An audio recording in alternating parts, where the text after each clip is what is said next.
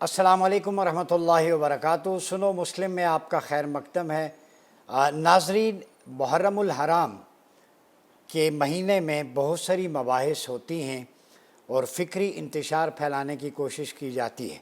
नवासे रसूल सैयदुश्शुहदा इमाम आली मकाम सैयदना इमाम हुसैन अलैहिस्सलातु वस्सलाम और आपके 72 जानिसारों की करबला में लाजवाल और बेमिसाल क़ुरबानी पर एक गलत मबस पैदा की जाती है और यजीद को इन तमाम उमूर से बरी ज़िम्मा करार देने के लिए एक फ़ितना नासबियत की सूरत में फन फैलाए खड़ा है। तो हमारी कोशिश है दलाल व बराहीन की रोशनी में, कुरान और सुन्नत की रोशनी में आपके सामने हक़ाइक़ रखें कि यजीद की गलाज़त, गलतकारियाँ, सियाकारियाँ और तबाहकारियाँ किस हद तक तवील हैं। वो बरी ज़िम्मा भी नहीं करार दिया जा सकता। उसका अपना ज़ाती फ़ेल, उसकी कॉम्पिटेंस और उसके दौर में जो कुछ हुआ और उसके बाद वाक़े हुर्रा, मदीना मुनव्वरा और मक्का मुकरमा यानी हरमैन शरीफ़ैन की पामाली, हज़ारों सहाबा कराम रिज़वानुल्लाह अलैहिम अजमईन की शहादतें, तो सिर्फ़ अहले बैत और इमाम अली मकाम के बुग़्ज़ में उसको बरी ज़िम्मा करार देने वाले ये भी तो देखें कि उसने बाद में सहाबा को भी नहीं छोड़ा, ताबीन को भी नहीं छोड़ा। उसके अहवाल क्या थे? वो खिलाफा अला मिनहाज नबुवा की जो इमारत कायम थी, जो बुनियादी सतून था इस्लाम का सियासी निज़ाम, उस ढांचे पे जो इमारत खड़ी थी उसको जो है वो मुनहदम करने चला था। तो आज हम बात करेंगे अल-क़ौलुल मतीन फ़ी अम्र यज़ीद अल-लईन, यानी यजीद के कुफ्र और उस पर लानत का मसला। ठीक है, हमारा जो मशरब है वो दलाइल की सूरत में है कि यजीद पर कुफ्र और उस पर लानत बिल्कुल जायज़ है। बदकिस्मती से हक़ाइक़ से लाइल्मी की बिना पर बाज़ लोग इमाम अली मकाम सैयदना इमाम हुसैन अलैहिस्सलाम की शहादत के बाब में गलत मबस करते हुए यजीद की बजाय सिर्फ़ इराक़ का गवर्नर उबैदुल्लाह बिन ज़ियाद उसे ज़िम्मेदार ठहराते हैं। इस तरह वो अपने तईं जो है ये मुहक्किकीन यजीद को बरी ज़िम्मा करार देने या उसकी सफ़ाकियत और बहमियत पर पर्दा डालने की नाकाम और मज़मूम कोशिश करते। तो इस तशकीक व इबहाम से अवामुन्नास मखमसे का शिकार हो जाते हैं। सोचते हैं कि आखिरकार इस अलमनाक सानहे और नवासे रसूल सैयदना इमाम हुसैन अलैहिस्सलाम की शहादत जो है उसका असल ज़िम्मेदार किसको ठहराया जाए। ठीक है, हर दौर का याद रखें एक फ़ितना होता है और अहले हक़ हर दौर में उस फितने की बेखुनी और सरकोबी के लिए जुमला वसाइल और तवानाइयाँ बरूए कार लाते हैं। ठीक है, और इस फितने का प्रचार करने वालों का इल्मी, फ़िक्री, लिसानी, क़ल्बी मुहाकमा और मुहासबा किया जाता है और यही हमारा शेवा है। इसी तनाजुर में ये याद रहे कि ये खारजियत, नासबियत, ये दो टोले हैं। ये वो जहनीत है जिसने इमाम अली मकाम अलैहिमुस्सलाम की ज़ात अक़दस और अहले बैत अताहर अलैहिमुस्सलाम के साथ मुअद्दत और मोहब्बत कम करने के लिए इस फ़िक्री और एतकादी और तारीख़ी और नज़रियाती मुगालते पैदा करने की कोशिश की और तशकीक पर मबनी इबहास की रिवायत डाली। तो आज हम इन्हीं शुकूक व शुबहात के हवाले से गुफ्तगू करेंगे और बालाए सितम जो है बालाए सितम बालाए सितम की ऐसी मज़मूम और मसमूम सोच के ज़रिए नवासे रसूल इमाम हुसैन अलैहिस्सलाम की शहादत और सफ़ाकाना जो कत्ल है उसको छुपाने का संगीन जुर्म उसका इर्तिकाब किया जा रहा है। इस पर बस नहीं बल्कि अंधा और बेनामी कत्ल, उनके कातलों को नामालूम बनाने और उनके बारे में इबहाम पैदा करने की खारजी जहनीत को परवान चढ़ाया जाए। तो खवारिज और नवासिब ये दो कीड़े हैं दीमक के जो इस्लाम की दीवारों को, इसकी इमारत को खोखला करने, इसकी रूह से लोगों को दूर करने। लिहाजा ये घिनौना फेल पूरी तरह बेनकाब हो रहा है। आज हम उसका पोस्टमार्टम भी करेंगे और ये तो तय है कि सिर्फ इस साजिश ने खारजी फ़िक्र की कोख से जन्म लिया, लेकिन अज़ियत रसां अमर ये है कि इस खारजी फ़िक्र ने आलम अरब पर भी मनफी असरात मुरतब किए। दुनिया अरब में अहले सुन्नत हुक्मरानों के अहले तशय्युअ के साथ सियासी इख्तिलाफ़ात हैं। मकाम अफसोस के उन्होंने इस सियासी इख्तिलाफ़ को अक़ायद के साथ खलत मलत करके मोहब्बत अहले बैत और ज़िक्र शहादत और क़ातिलीन इमाम पर लान तान को एक मखसूस सोच के साथ जोड़ दिया, जो एक बहुत बड़ा जुल्म है और बहुत बड़ी जहालत है। हालांकि यजीद पर लानत भेजने के हवाले से ख़ुद अइम्मा अहले सुन्नत की तसरीहात से कुतुब भरी पड़ी अंबार हैं। मैं दलाइल लेके आया। तो सियासी इख्तिलाफ़ को मजहबी अक़ायद से जोड़ना یہ تاریخ کا مکروہ اور سیاہ ترین دھندا ہے جو انہوں نے کیا ہے، واردات ڈالی ہے۔ آج میں اس باریک واردات سے اٹھانا چاہتا ہوں۔ تو اب محبت اور مودت اہل بیت اہل سنت والجماعت کے ایمان کا حصہ ہے، جو نصوص قرآنیہ، احادیث صحیحہ اور سنت ثابتہ نبویہ سے ثابت ہے۔ تو اہل سنت والجماعت کا یہ عقیدہ سنت نبوی، صحابہ، تابعین، تبع تابعین، ائمہ کرام، فقہائے عظام، محدثین اور ائمہ اصول الدین، اصولیین، فقہین، ان کے ساتھ ہر عہد میں تسلسل کے ساتھ چلا آ رہا ہے۔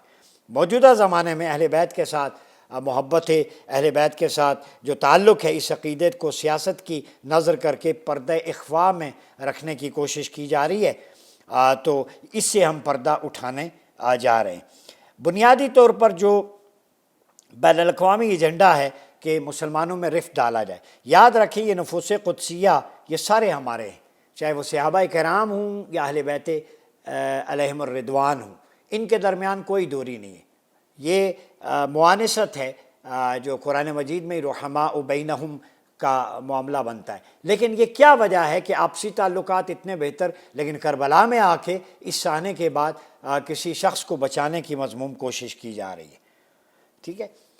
اب سادہ لوگ مسلمانوں کو پہلی دلیل گمراہ کرنے کے لیے خارجی کیا کرتے ہیں، ایک حکمت عملی کے تحت مسلمہ عقائد کو ابہامات اور اشکالات کی شکل دی جاتی ہے، اور ملت بیضا کے حضور نبی کرم صلی اللہ علیہ وسلم اور اہل بیت اطہار کے ساتھ میں نے جیسے پہلے کہا محبت کے رشتے کو کمزور کرنا ہے ان کا مقصد، تاکہ اس نسبت حبی سے امت کے دامن کو تہی کر کے ایک جسد بے روح اور لاشے بے جان بنا دیا جائے۔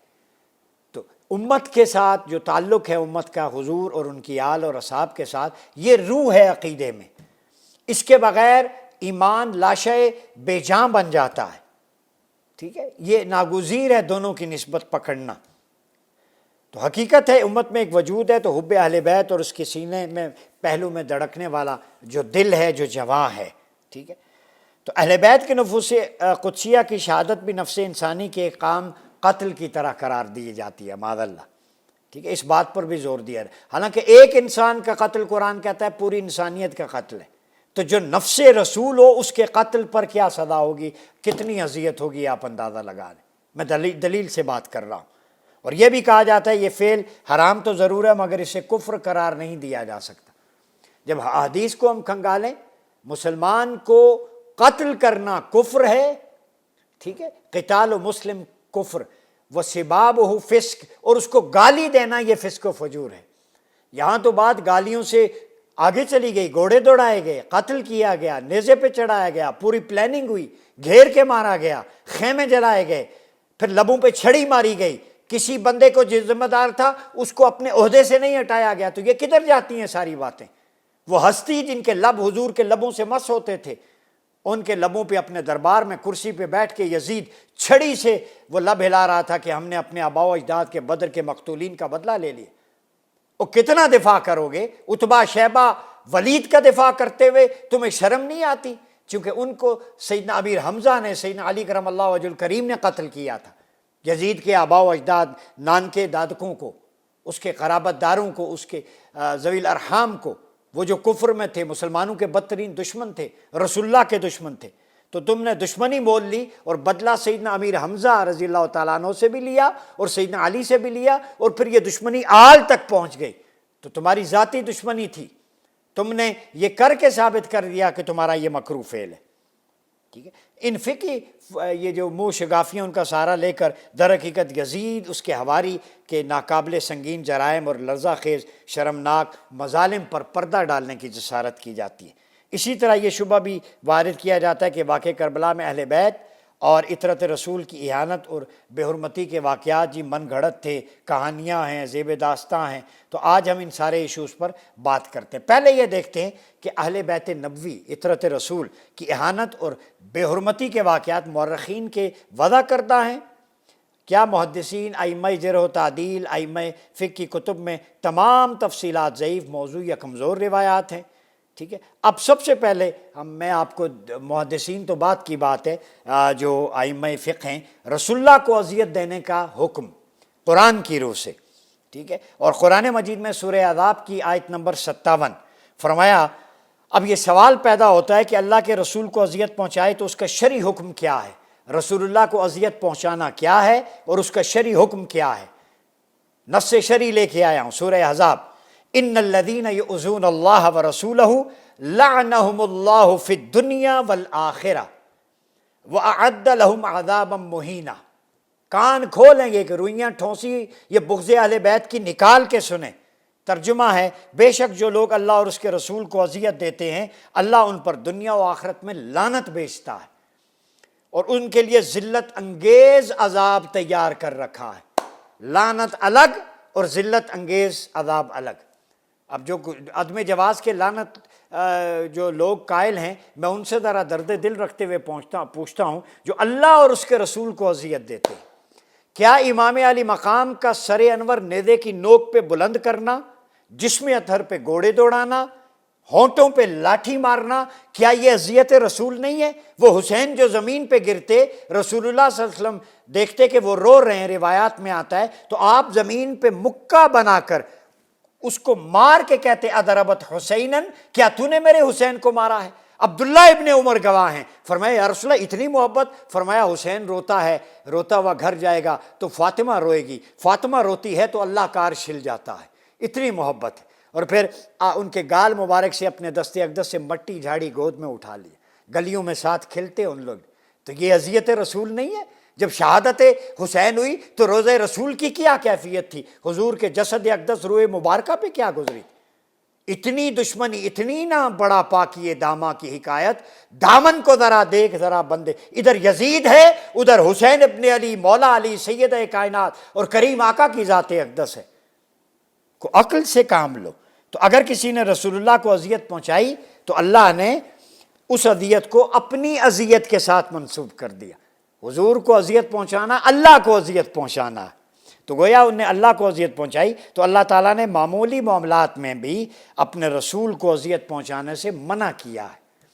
میرے حبیب کو تنگ نہ کرو، اذیت نہ پہنچاؤ۔ یہ امر غور طلب ہے کہ اللہ کو براہ راست اذیت پہنچانا ممکن نہیں ہے۔ اللہ رب العزت کی ذات ایسے احساسات سے پاک ہے۔ آپ سمجھتے ہیں اذیت تو رسول اللہ صلی اللہ علیہ وسلم کو پہنچ سکتی ہے، تو اللہ جسے اللہ رب العزت اپنی اذیت قرار دیتا ہے، جیسے رسول اللہ کی اطاعت اللہ کی اطاعت، رسول اللہ سے محبت اللہ سے محبت، رسول کی حرمت اللہ کی حرمت، رسول اللہ صلی اللہ علیہ وسلم کی نافرمانی اللہ کی نافرمانی، اسی طرح آپ صلی اللہ علیہ وسلم کو اذیت پہنچانا دراصل اللہ کو اذیت پہنچانا۔ یہ نصوص قرآنی کی میں تشریح بتا رہا ہوں۔ تو علامہ ابن تیمیہ جیسا مفکر اپنی کتاب الصارم المسلول میں مذکورہ آیت کی تفسیر میں لکھتے ہیں کہ جامع اور شستہ انداز میں ازر رسول صلی اللہ علیہ وسلم فقط از اللہ کا عنوان قائم کیا۔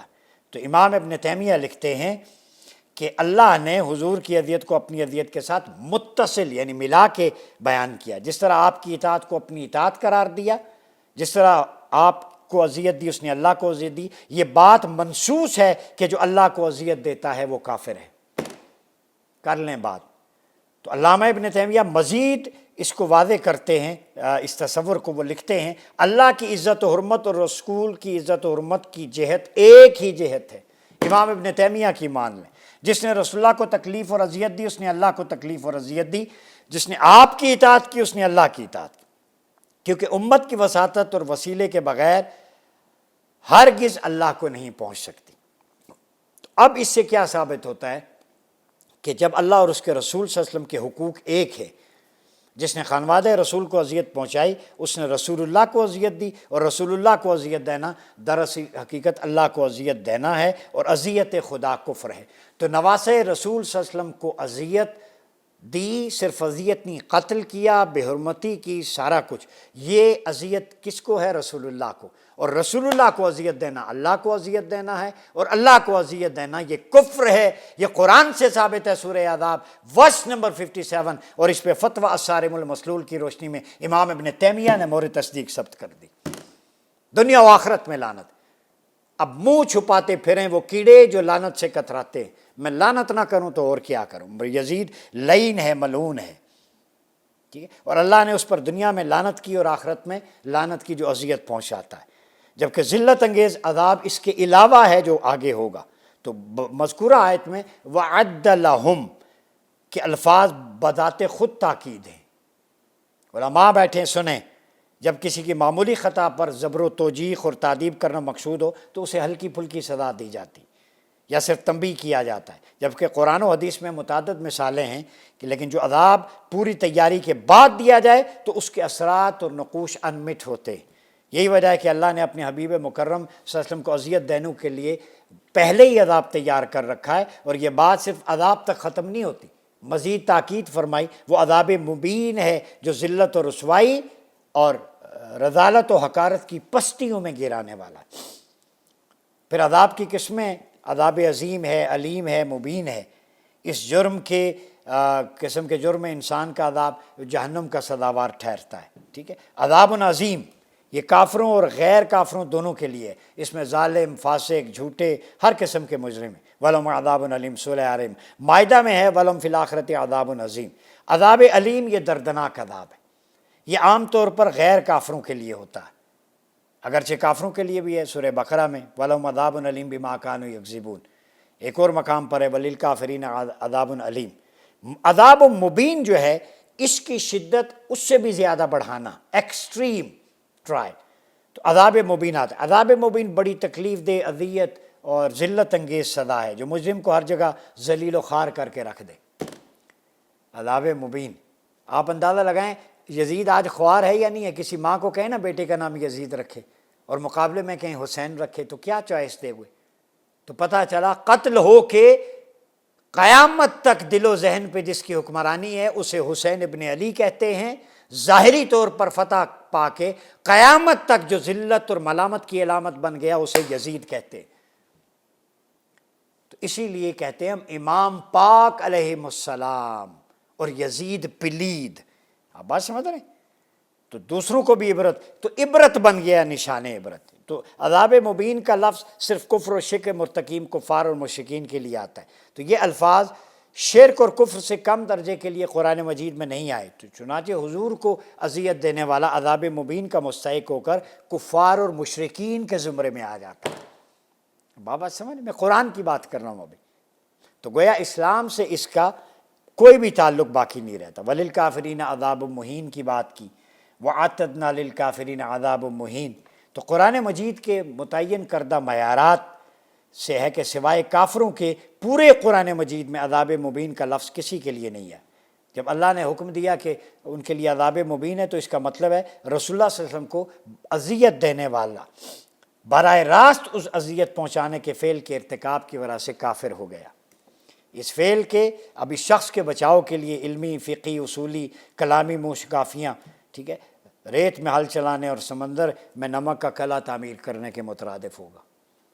تو اس تناظر میں شہادت امام حسین علیہ السلام کو نفس انسانی کے قتل کے حکم کے زمرے میں شمار نہیں کیا جائے گا، بلکہ اسے رسول اللہ کو اذیت دینے اور اذیت پہنچانے کے حکم میں شمار کر کے شرعی حکم لگایا جائے گا۔ عام انسان کا قتل اور ہے، اس کی سزا اور ہے، نفس رسول کی امام پاک کے قتل کی سزا اور ہے۔ اور عام مومنین کو اذیت دینا، رسول اللہ کو اذیت دینا فرق ہے۔ والذین یؤذون المؤمنین والمؤمنات بغیر ما اکتسبوا فقد احتملوا بہتانا واثما مبینا، سورہ احزاب میں ہے عام مومنین کو اذیت دینا، کہ جو لوگ مومن مردوں عورتوں کو اذیت دیتے ہیں بغیر اس کے کہ انہوں نے کچھ خطا کی ہو تو انہوں نے بہتان اور کھلے گناہ کا بوجھ اپنے سر لیے۔ اب یہاں پہ وہ والی سرزنش نہیں ہے جو رسول اللہ کو اذیت دینے والی۔ تو پہلی آیت میں رسول اللہ کو اذیت دیتے ہیں ان کے لیے عذاب مبین ہے، دنیا و آخرت میں انہیں کافر و ملعون قرار دیا گیا۔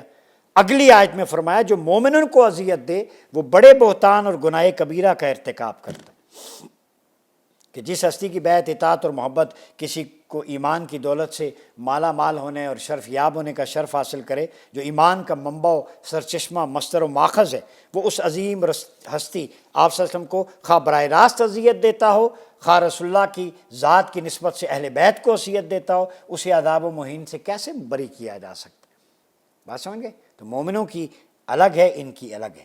تو دونوں آیت کا فرق واضح ہے۔ آپ صلی اللہ علیہ وسلم کی بات ہے تو اس پہ لعنت ہے، جس نے آپ کو اذیت دی دردناک عذاب ہے۔ یہ فرق عقیدے اور شرعی حکم کے باب میں قطعی فیصلہ ہے۔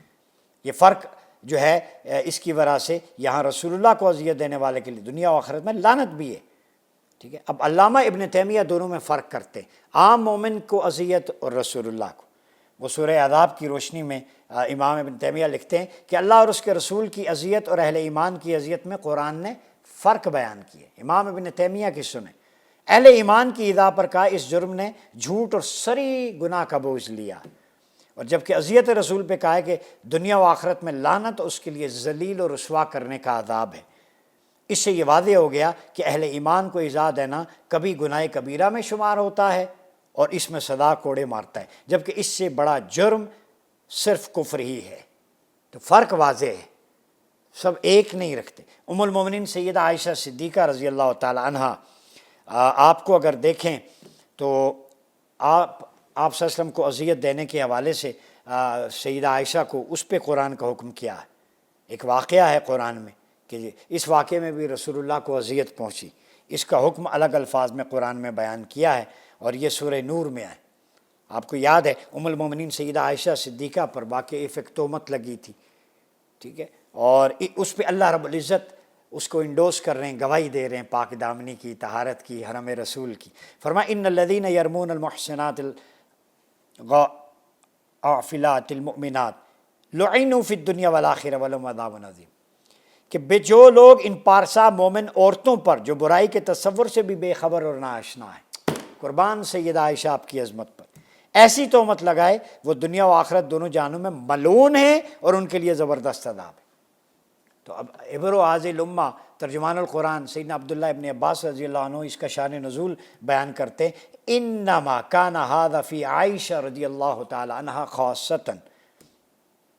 مجموع الفتاوی امام ابن تیمیہ نے اس کو کوٹ کی ہے. یہ آیت خصوصیت کے ساتھ سیدہ عائشہ کی شان میں نازل ہوئی. جب تہمت لگانے جو ہے وہ کی اذیت ازواج رسول یا سیدہ عائشہ کے لیے آئی تو قرآن نے کیا الفاظ استعمال کیے؟ لعنوا فی الدنیا والآخرہ، دنیا و آخرت میں دونوں جہانوں میں لعنت. صرف تہمت لگائی. تو یعنی جو لوگ برائی کے تصور سے بھی ناآشنا پارسا عورتوں پر، مومن عورتوں پر تہمت لگائیں، وہ دنیا و آخرت میں ملعون ہیں، ان پر دنیا و آخرت میں لعنت کر دی. کیوں؟ کہ یہ معاملہ رسول اللہ کی ازواج یعنی حرم رسول کا ہے. تو جس طرح سیدہ عائشہ پر تہمت یہ معاملہ حرم رسول کا ہے، یہ لعنت ہے، کفر کا ارتکاب ہے، اسی طرح قتل امام علی مقام یہ معاملہ مصطفیٰ کی ذریت کا ہے. تو لہذا فرق سمجھیں، ٹھیک ہے. اب دونوں کو اگر ملا کے ہم دیکھیں تو یہ خلاصہ یہ نکلتا ہے کہ دونوں واقعات میں ملعون بھی ہیں. تو اس سے اندازہ لگائیں کہ حضور کی ازواج امہات المومنین کے لیے کتنی اہمیت ہے. تو یعنی نفس رسول، ذات رسول اور عطرت رسول کو اذیت دینے پر اللہ تعالیٰ کی شدت کا کیا عالم ہوگا، اندازہ لگائیں آپ، ٹھیک ہے. تو امام علی مقام کا قتل عام انسانوں کی نسبت نہیں ہے. آج میں نے قرآن کی جو آیتیں آپ کے سامنے رکھی ہیں، اگلا امر جو سورہ احزاب میں بیان ہوا ہے، کیا امام حسین کا قتل براہ راست رسول اللہ کو اذیت دینا نہیں ہے؟ یا ایھا الذین آمنوا لا تدخلوا بیوت النبی الا ان یؤذن لکم. یہ پورا ریفرنس ہے کہ تم رسول کو تکلیف پہنچاؤ اور یہ جائز نہیں ہے. ان کے بعد ابد تک ان کی ازواج سے نکاح کرو، یہ بھی جائز نہیں ہے. یہ اللہ کے نزدیک بہت بڑا گناہ ہے. اللہ نے لائنز ڈرا کر دی ہیں حضور کے اہل بیت کی، ٹھیک ہے. تو یہ دوسری دلیل آ گئی. اب اگر ہم بغض و عداوت دیکھیں، ابو سعید خدری کہتے ہیں اس ذات کی قسم میرے قبضہ قدرت میں جس کے جان ہے، ہم اہل بیت سے کوئی آدمی نفرت نہیں کرتا مگر یہ کہ اللہ تعالیٰ اسے دوزخ میں ڈال دیتا ہے. بغض اہل بیت رکھنے والے کا ٹھکانہ ابو سعید خدری کے نزدیک دوزخ ہے. جابر بن عبداللہ فرماتے ہیں آپ صلی اللہ علیہ وسلم نے فرمایا، اے لوگو جو ہمارے اہل بیت سے بغض رکھتا ہے اللہ اسے روز قیامت یہودیوں کے ساتھ اٹھائے گا. ناسبی اور خارجی ہو، اپنا ٹھکانہ جان لو. جو یزید کے حواری اور اس کو بچانے کی کوشش، تمہارا ٹھکانہ یہودیوں کے ساتھ ہوگا روز محشر. میں نے عرض کیا یا رسول اللہ اگرچہ وہ نماز روزے کا ہی پابند کیوں نہ ہو، آج نماز روزہ پڑھ کے تو کرتے. عبد الرحمن ابن ملجم قاری نہیں تھا، شمر اذانیں نہیں دیتا تھا کربلا میں، اس دیوار کے پیچھے نہیں چھپتے. وہ صحابہ نے مسئلہ ہی حل کر دیا. آپ نے فرمایا ہاں اگرچہ وہ نماز روزے کا پابند کیوں نہ ہو اور خود کو مسلمان تصور کرتا. بات ختم ہو گئی جی. یہ معجم الاوسط کے اندر ہے، امام ذہبی نے بھی اسے میزان الاعتدال میں نقل کیا، امام ہیثمی نے مجموع الزوائد کے اندر. اور یہ فرمایا کہ نماز روزہ حج و زکوٰۃ تمہارے پاس سب کچھ ہے، اسلام کا سارا سٹرکچر تم اپنائے، حلیہ بھی ظاہری۔ اگر بغض اہل بیت ہے تو تمہارا ٹھکانہ یہودیوں کے ساتھ ہوگا۔ اسی طرح امام حسن المجتبیٰ علیہ السلام نے ابن خدیج سے فرمایا کہ ابن خدیج ہم اہل بیت کے بغض سے بچو، کیونکہ رسول اللہ نے فرمایا ہم اہل بیت سے کوئی بغض نہیں رکھتا اور حسد نہیں کرتا، مگر یہ کہ قیامت کے دن اسے آگ کے چابکوں سے حوض کوثر سے دھتکار دیا جائے گا۔ حوض کوثر سے گرفتاریاں جن کی ہوں گی وہ وہی ہوں گے جن کے دل میں اہل بیت کا بغض ہوگا، اگرچہ وہ قرآن کے حامل ہوں، اذانیں دیتے رہیں، نماز پڑھتے رہیں، تکبیرات کہتے رہیں، اسے آگ کے چابک لے کر فرشتے حوض کوثر سے حضور کے جام سے دور کریں گے۔ یا رسول اللہ، آپ کے بعد آپ کی اولاد کے ساتھ جو انہوں نے سلوک کیا یہ اس قابل نہیں کہ حوض کوثر عطا کیا جائے، ان کا ٹھکانہ یہودیوں کے ساتھ ہے۔ یہ امام حسن المجتبیٰ کی مانوں، ابو سعید خدری کی مانی، رسول اللہ کی مانوں، آپ بتائیں۔ امام حسین سے محبت، آپ علیہ الصلوۃ والسلام، آپ صلی اللہ علیہ وسلم سجدہ فرما رہے تھے، عبداللہ بن مسعود رضی اللہ تعالیٰ عنہ کی روایت ہے، اور روایت اتنی تگڑی ہے آپ اندازہ لگائیں۔ النسائی نے سنن الکبریٰ میں، کتاب المناقب فضائل حسن حسین میں نقل کیا، ابن خزیمہ نے صحیح میں، ابن شیبہ نے مصنف میں، بزار نے مسند میں، ابن حبان نے صحیح میں، پھر ابو یعلا نے اپنی مسند میں، طبرانی نے معجم الاوسط کے اندر، انبار لگے ہیں طرق کے حدیث کے۔ آپ تشریف لائے مسجد میں، سجدے میں گئے تو حسنین کریمین آپ کی پشت مبارک پر سوار ہو گئے۔ جب لوگوں نے انہیں روکنا چاہا تو آپ نے لوگوں کو اشارے سے منع فرما دیا، چھوڑ دو، سوار ہونے دو۔ جب آپ نماز ادا کر چکے تو آپ صلی اللہ علیہ وسلم نے دونوں کو اپنی گود میں لے لی، سجدے کی طوالت کی روایت۔ تو حضور نے نماز کے دوران پشت سے صحابہ کو، امام پاک کو حسنین کریم اتارنے سے روک دیا، بتایا کہ میری محبت اور چاہت جو حسین سے ہے اسے یہ بھی گوارا نہیں کہ حسین میری پشت پر چڑھ جائے تو تمہیں اسے نیچے اتار دو۔ یہاں تو حضور کو اپنی پشت سے نیچے اتارنا گوارا نہیں ہے، تو تم نے امام علی مقام کو ان کو سری تن سے جدا کر دیا، الگ کر دیا نیزے پہ۔ جو دوش پیغمبر پہ حضور کے شانوں پہ سوار ہوتے تھے، آج ان کا سر انور تم نے نیزے کی نوک پہ بلند کیا اور پھر باتیں کرتے ہو۔ بات سمجھ رہے؟ تو ان کی طبیعت حضور کی گراں محسوس ہوتی ہے اگر کوئی نیچے اتارے، تو کیا آقا علیہ الصلوۃ والسلام جب یہ عالم کربلا کا ہوا تو حضور کی روح نہیں تڑپی ہوگی؟ فرمایا حسین منی وانا من حسین، احب اللہ من احب حسینا، بات ختم، حسین مجھ سے ہے، میں حسین سے ہوں۔ اللہ تعالیٰ اس سے محبت کرے جس نے حسین سے محبت، تو محبت حسین اصل میں محبت خدا ہے۔ حضور نے سند دے دی، من احب الحسن والحسین فقد احبنی ومن ابغضہما فقد ابغضنی۔